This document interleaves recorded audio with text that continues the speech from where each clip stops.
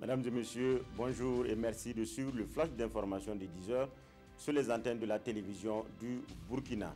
Sécurité, vie chère et logement sont les points faibles du gouvernement burkinabé. C'est ce qui est ressorti hier à Ouagadougou à la conférence de presse du mouvement des jeunes socialistes du Burkina.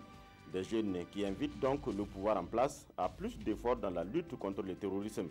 Ils appellent aussi le gouvernement à se pencher vite sur la problématique du logement en mettant fin à la spéculation foncière. Insécurité sur le net, la toile ne sera plus une zone de non-droit pour les cybercriminels. Le Burkina veut donc se doter d'une stratégie nationale de lutte contre la cybercriminalité. Un atelier s'est penché sur la question hier à Ouagadougou. La stratégie est alors en élaboration et va protéger les usagers contre les risques encourus dans l'utilisation des technologies de l'information et de la communication. Dans le chapitre partenariat, le Danemark et la Suède ont remis 17 véhicules tout-terrain au Burkina pour sa politique de protection et de conservation des ressources en eau. Le don d'une valeur de près de 500 millions de francs CFA est destiné au secrétariat permanent pour la gestion intégrée des ressources en eau. La remise du don a eu lieu hier à Ouagadougou par les ambassadeurs de ces deux pays scandinaves au Burkina.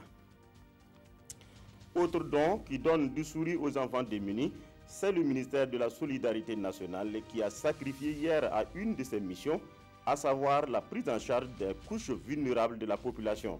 C'est donc une importante quantité de vivres et de matériel qui vont en direction des centres et familles d'accueil des enfants déshérités.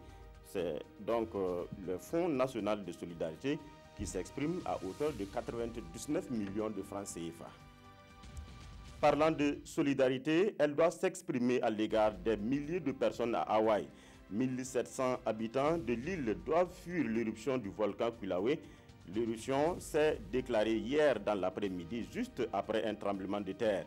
Le volcan pourrait avoir des concentrations potentiellement létales de dioxyde de soufre. De nouvelles coulées de lave pourraient aussi survenir, mais impossible pour l'instant de déterminer les zones concernées.